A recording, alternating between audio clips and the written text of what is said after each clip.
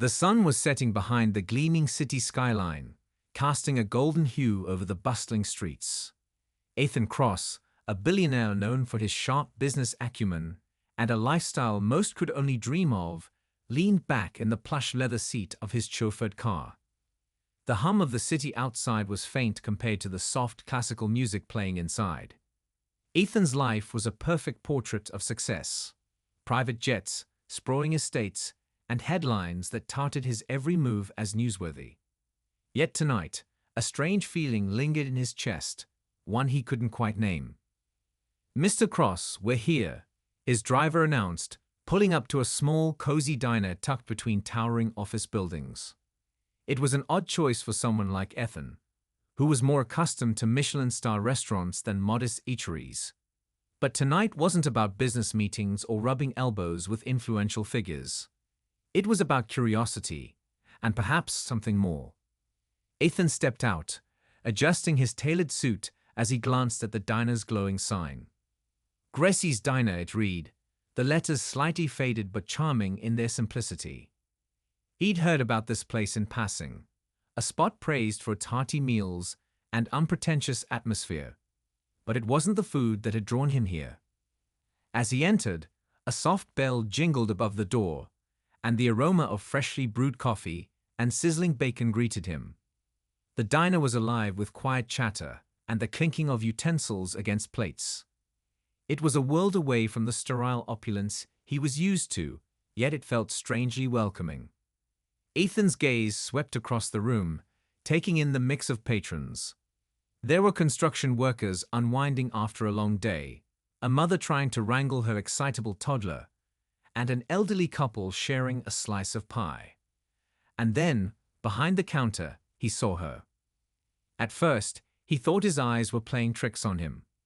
The woman, moving swiftly between tables, balancing plates with practiced ease, looked achingly familiar. Her hair was tied back in a simple ponytail, and she wore the diner's uniform, a crisp white shirt and a blue apron.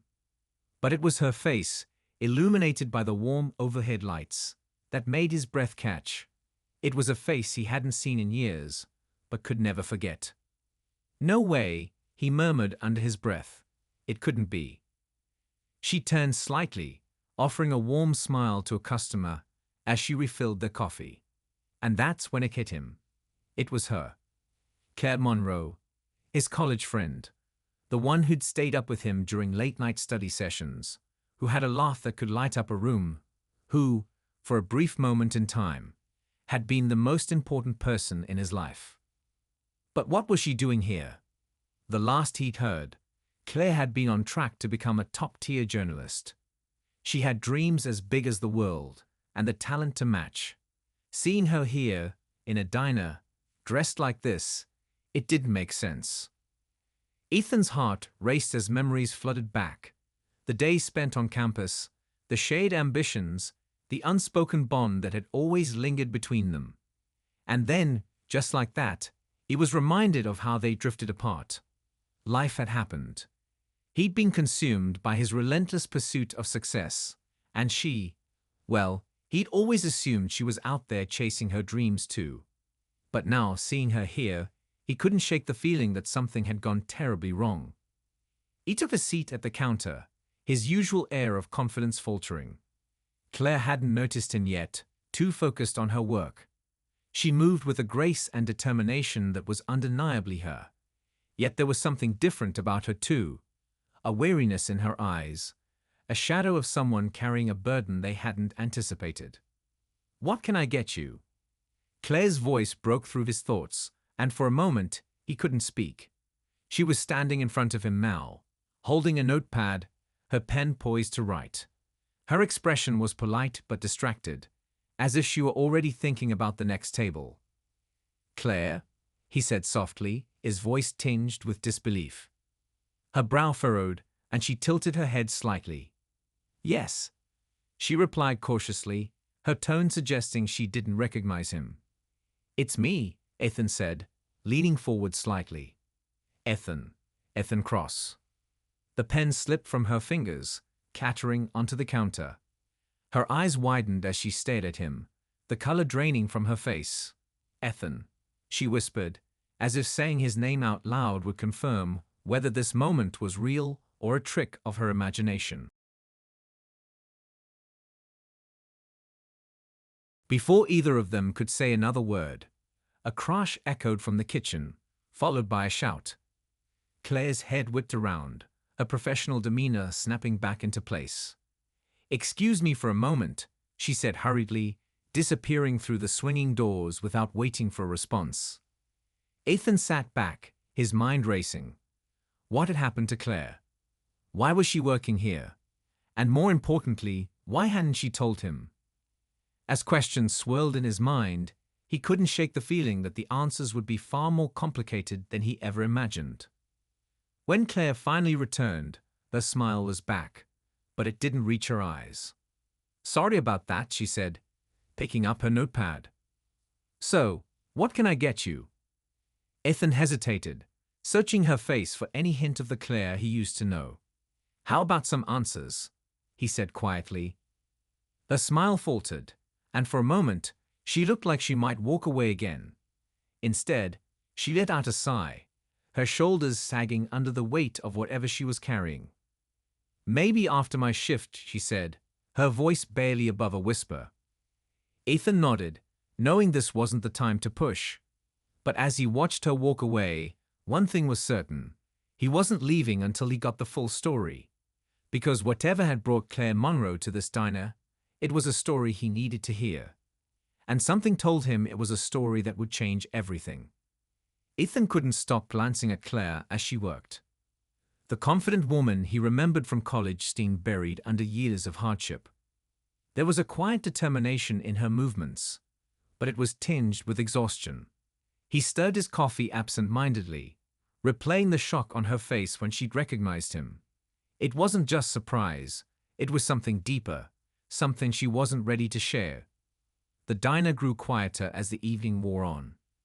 Patrons trickled out, leaving only a handful of tables occupied. Ethan waited patiently, his curiosity growing stronger with each passing minute. Finally, Claire untied her apron and approached him, her expression a mix of hesitation and resolve. "I'm done for the night," she said, slipping into the seat across from him. "What are you doing here, Ethan?" "I could ask you the same thing," he replied gently. "Last I heard, you were heading to New York to chase your journalism dreams. What happened?"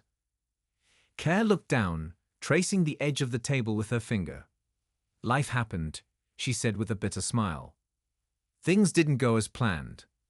Ethan leaned forward, his voice soft but insistent. "I want to understand, Claire. We were close once. You can tell me."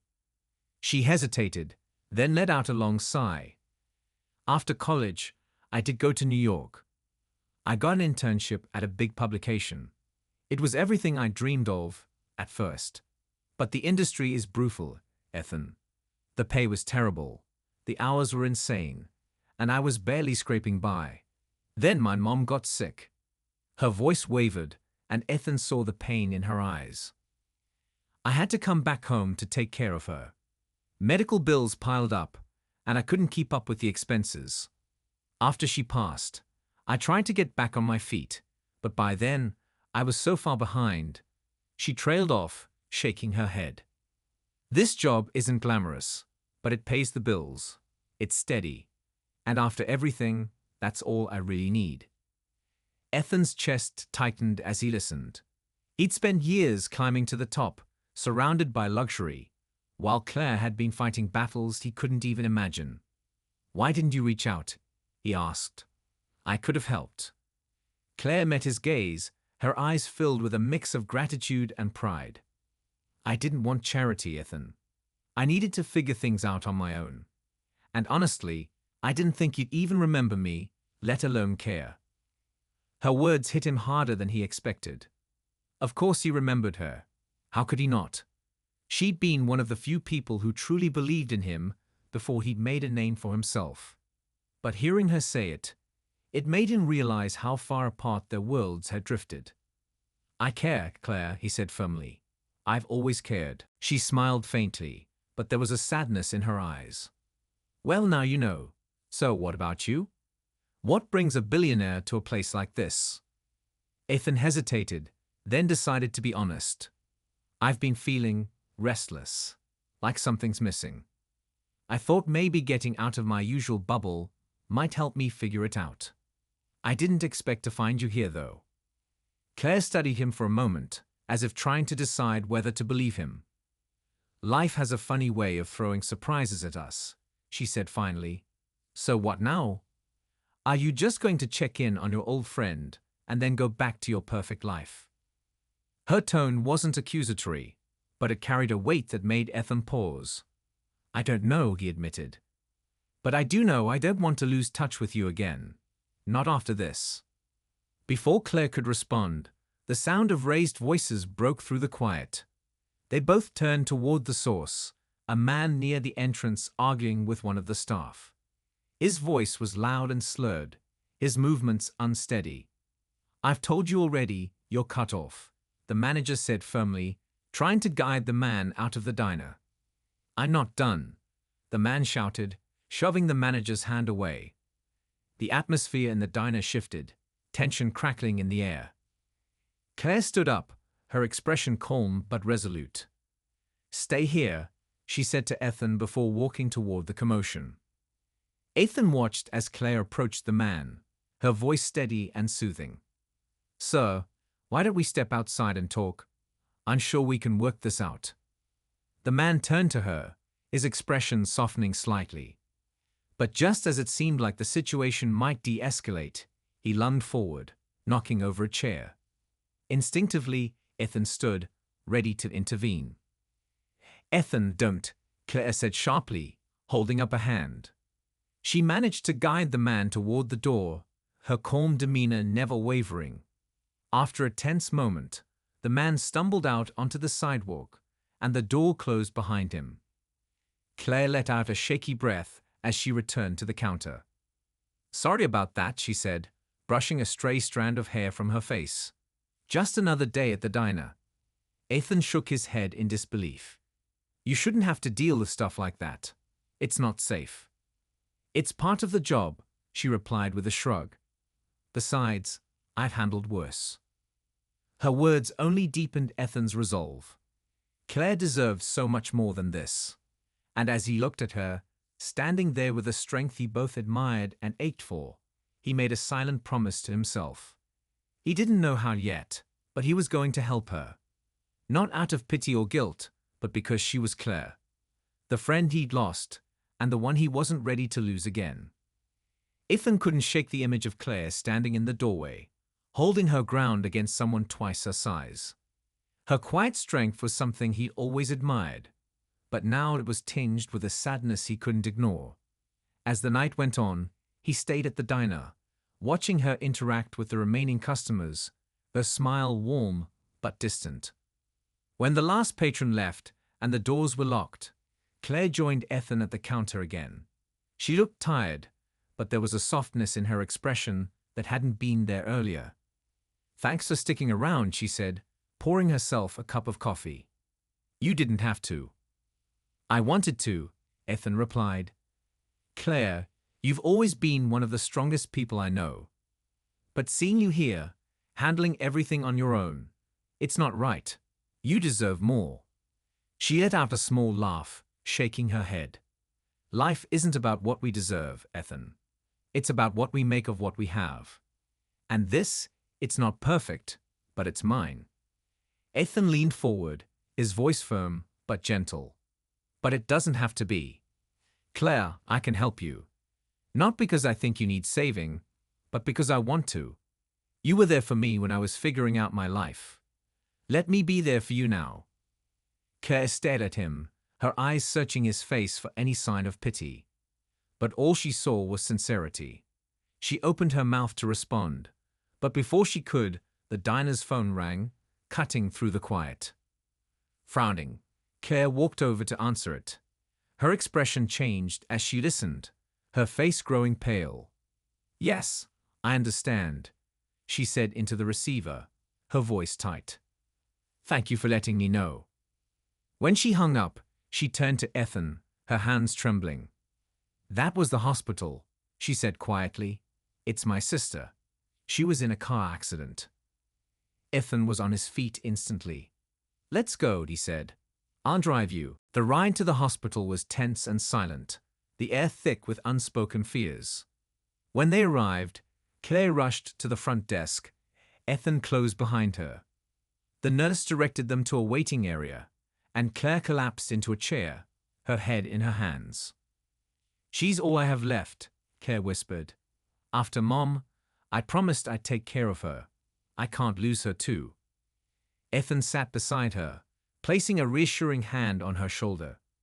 "You're not alone in this, Claire. Whatever happens, I'm here." Hours passed before a doctor finally approached them. Claire stood up, her heart in her throat. "She's stable," the doctor said, offering a small smile. "She'll need surgery, but she's going to be okay." The relief that washed over Claire was palpable. She sank back into her chair, tears streaming down her face. Ethan stayed by her side, his presence steady and comforting. Over the next few days, Ethan stayed in town, helping Claire navigate her sister's recovery. He drove her to the hospital, brought meals to her apartment, and even took shifts at the diner so she could rest. At first, Claire resisted, her pride flaring up.